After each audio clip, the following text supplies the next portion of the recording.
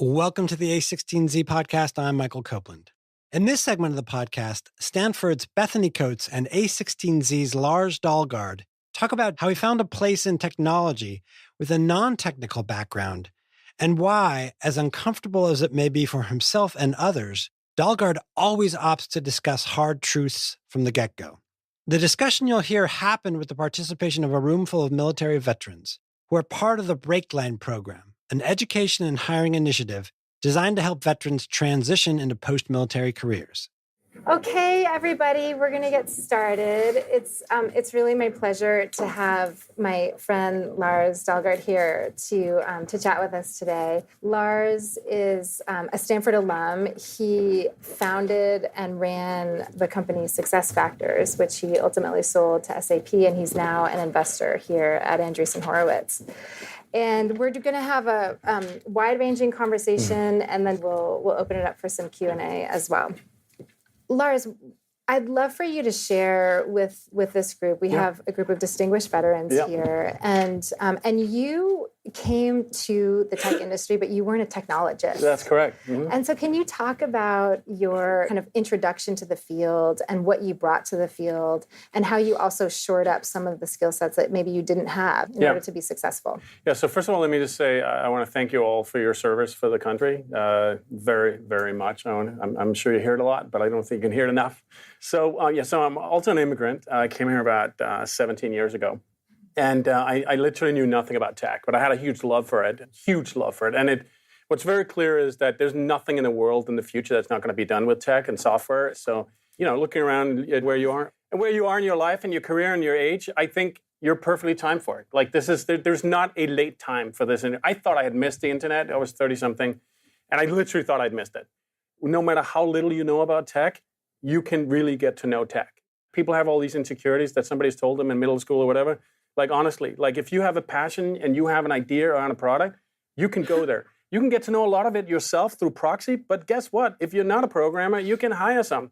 And they're amazing people who want to partner with leaders because no company, no matter how great it is, can get anywhere without a leader. So one thing that I admire about you is that you have really deep philosophical opinions about talent and how to evaluate talent and how to bring out the best in people. And you have strong opinions about that. So I'll just start with grounding it in what you now know as real leaders of people.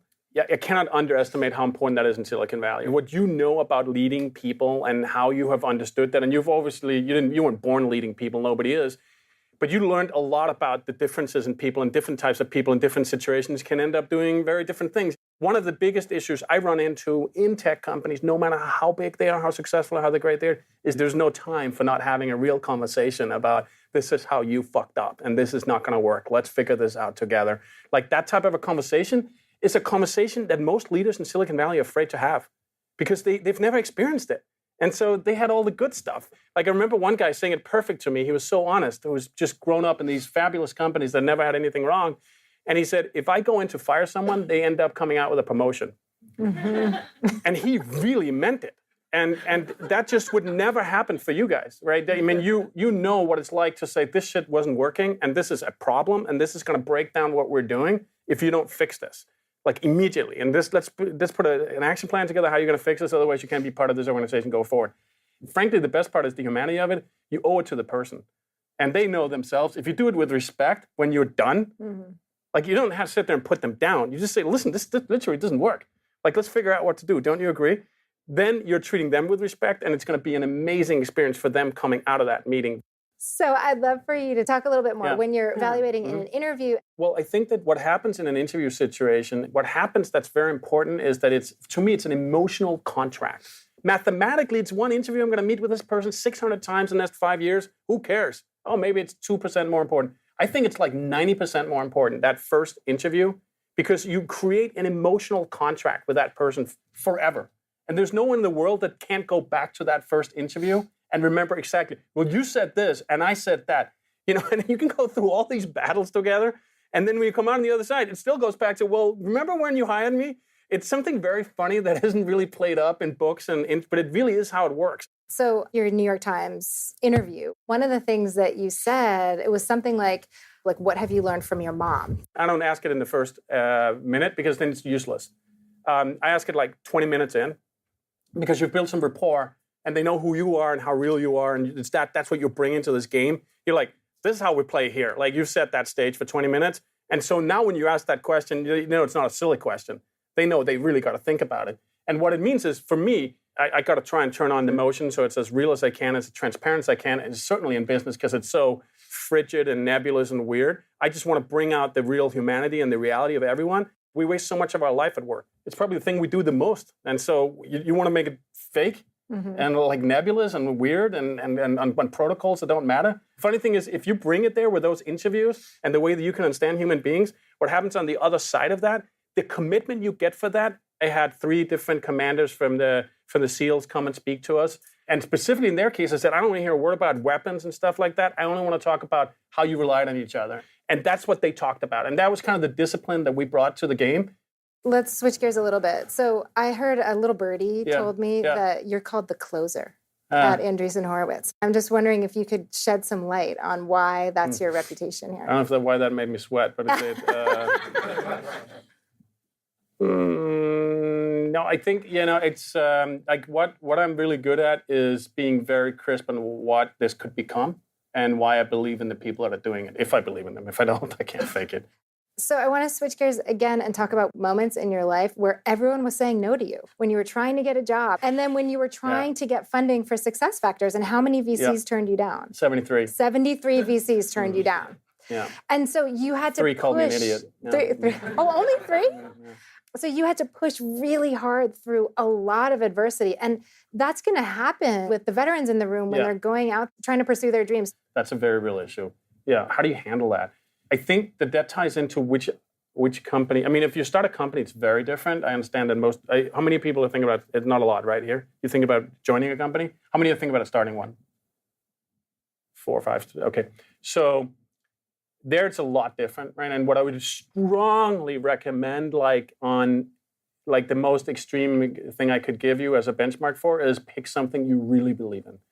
If you're not starting a company, which is the majority, I would never be apologetic in an interview around, I'm not a tech person. I'm not, I can just see it because I've interviewed a bunch of people that had your background, and I saw some, apologies, and then also this sort of I'm really strong when it comes to the military stuff. Don't even think about it.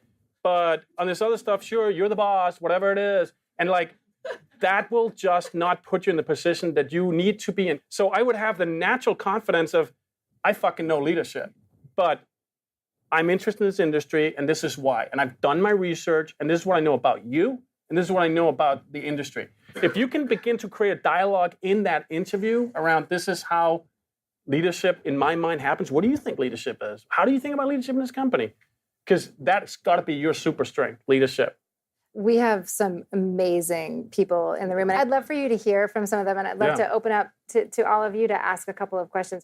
Yeah, I did a lot of offensive cybersecurity, and I design develop capabilities. But I was interested when I was reading your bio about, how you were, like you said, the youngest CEO by 13 years. Yeah, I was. And then you went and started, and then you went to Stanford.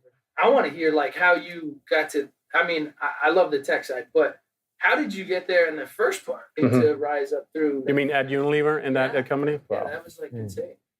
I was running an industrial cleaning business in Europe that was everything from the ground up. So the walls, the toilets, all this shit, very unsexy. But for me, being 24 or whatever it was amazing to run this global business. So I was ecstatic. And then there was a guy who was about a decade older, living in Switzerland, and he was in acquisition. And he was doing all the floor because there's big cleaning machines. You've seen them in airports. And so, of course, it's clear that those two businesses belong together, but they were both so substantial that nobody had the courage to put them together.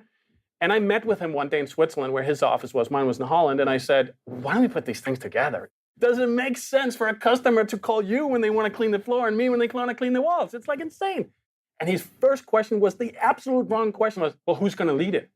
So then we worked on 6 months, this gigantic, we put it all together. We went and presented to the board. We went through the whole thing. It was this beautiful thing. We had a new logo. The whole thing was going to merge. And I sort of did my thing and he did his thing. And then they asked, who's going to run it? And then I said, he is. And I'll never forget the CEO's eyes. And then I got up to leave, and I was like, I got to go figure out what the hell I do now. And I didn't get it further than picking on my back, and the CEO and his COO said, can you stay for a minute? The board meeting was over. And they're like, we have decided you're going to be the first CEO that's under 30 years old in our company. And I was just, I can cry right now. I was like, oh my God, right? I didn't expect them to get it. It was so political, nothing is moving. But it was like, fuck, they got it. Like they understood how much leadership this was to get this done. It was the third largest company in the world. They had 320,000 employees, and I was the youngest CEO at 26 there by 13 years. I wore an Armani suit because I looked so young in all the meetings. I had to like try and look older. But what I never minced words on was the truth in what I had seen. And then I had a ferocious appetite, like at understanding the unit economics of how every business worked. So what you'll hear a lot from CEOs too are adjectives that are completely meaningless. Like we grew a lot and we had a hell of a, and it's insane what we're doing and crushing all that nonsense. It's just noise in my head. So I'm like, just feed me like a CSV file. Just give me that. And the point is, it's all relative to everyone. What I would do in those businesses was I would break the whole thing apart until it made sense in my own head. I had to do that. But I can't understand how you're not selling. Let me go back to where it starts. So it starts with a pipeline. How are you grading this pipeline so that it's valuable? Because the whole pipeline can't be the same. The early leads in the beginning of the pipeline surely can't be as valuable as the one you just met with that's about to close. Don't we have to somehow mathematically figure that out and then grade that? And how do you get the leads? Like, did you get them from like some random thing that somebody just got an idea one day that they want to buy this and then they wanted it? Or can you actually understand how they keep coming back so we can repeat it? Those are the questions I would ask, which are not particularly intelligent questions. They're curious questions. Right. They're like, I don't get how this shit works. So another thing is find the fucking truth, even if it's not there. Like, so in this case, I would go to these meetings, and German is not my first language. So I just drove around Germany. You know, I'd get up at 5 a.m, and I would just like drive 200 kilometers an hour up to like see one of our breweries or go and see one of our, like a Coca-Cola plant, whatever the hell it was. And I would just spend 2 weeks meeting every single significant customer. And I literally had no clue what I was talking about, but I just listened to them. And then I would ask the questions that I had just gotten in the last 6 meetings. But this guy said that, and then this other guy said, is that right for you too? Well, kind of, because this is different than this, and this is different than that. And so I built up this huge repository of what's actually happening. And then at the end, people actually would like to be listened to, particularly when they spend money with you. And then you say, oh, by the way, if I changed all that, would you buy more shit? Maybe I'm trying to be as practical as I can around how I did those things. And then I'd come back to the head office, I'd sit with this whole group, and I presented my new strategy. And so does that even answer the question? Yeah, I think that's great. So that's kind of the approach, right? It's just like... It's like do the right thing. Yeah, exactly. And you're going to be disappointed many times. I'm not telling you that now you have the answer and you can just go run with it. Like, it's tough to do that. But the real deal is it works.